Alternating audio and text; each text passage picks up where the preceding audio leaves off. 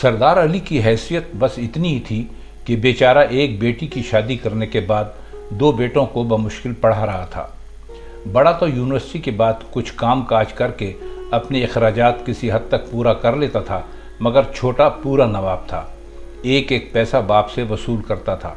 وہ تو اچھا تھا کہ گھر اپنا تھا، ورنہ سردار علی بجائے 20 تاریخ کے دوستوں سے 15 ہی کو قرض مانگنے لگتا۔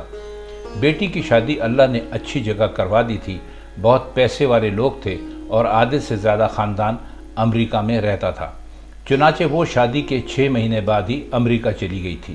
اب 2 بچوں کی ماں تھی اور 7 سال بعد پہلی دفعہ پاکستان آ رہی تھی۔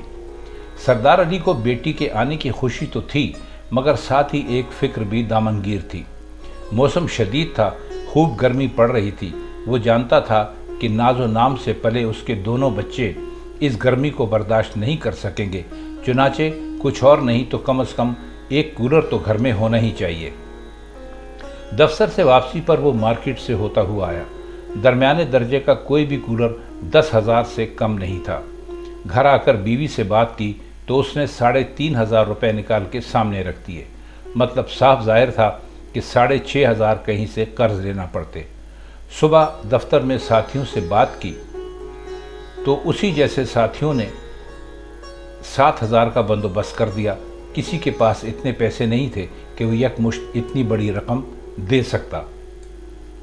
سردار علی نے کولر گدا گاڑی پہ رکھ کے گھر پہنچایا، ایک الیکٹریشین کا انتظام کیا اور کولر کو اوپرلی منزل میں ایک کمرے میں لگوا دیا۔ جب کولر چلا تو سردار علی کی ساری محنت سفل ہو گئی۔ بجلی والے کو مزدوری دے کر رخصت کیا اور تھوڑی دیر ٹھنڈی ہوا میں لیٹا تو اسے لطف آ گیا، مگر کولر کے وزن نے اس کی کمر میں ہلکا ہلکا درد ضرور پیدا کر دیا تھا۔ سوچا گرم پانی سے نہاؤں گا تو ٹھیک ہو جاؤں گا۔ تھوڑی دیر میں اس کی بیٹی اپنے بچوں اور ماں کے ساتھ واپس آ گئی۔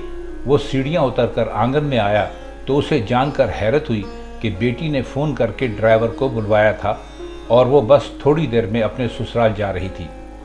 سردار علی نے جب اسے بتایا کہ اگر وہ گرمی کے خوف سے رات کو یہاں رکنے سے ڈر رہی ہے تو اس کے کمرے میں ابھی نیا کولر لگوا دیا گیا ہے، بیٹی ہنسی اور بولی، ابا جی میرے دونوں بچے اے سی میں پیدا ہوئے، اسی کے عادی ہیں، اس دیسی قسم کے کولر میں انہیں کیسے نیند آئے گی؟ اور سچی بات تو یہ ہے کہ اب میری عادت بھی اے سی میں سونے کی ہو گئی ہے۔ بیٹی بات ختم کر کے ماں سے باتیں کرنے لگی تو سردار علی کو لگا جیسے کمر کا درد اب اس کے دل میں اتر آیا تھا۔